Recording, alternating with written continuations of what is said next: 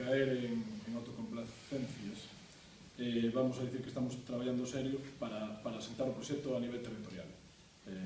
Comentábamos que neste período de 12 meses integraronse en Compromiso por Galicia varios grupos independentes, Agolada, Moraña, Ordes. Recuperamos relacións con grupos que tiñamos como Miño, o Concello de Miño, onde gobernamos, e despois tamén integramos a Villanova, que está en la de hoxe aquí, e estamos traballando en ese aspecto.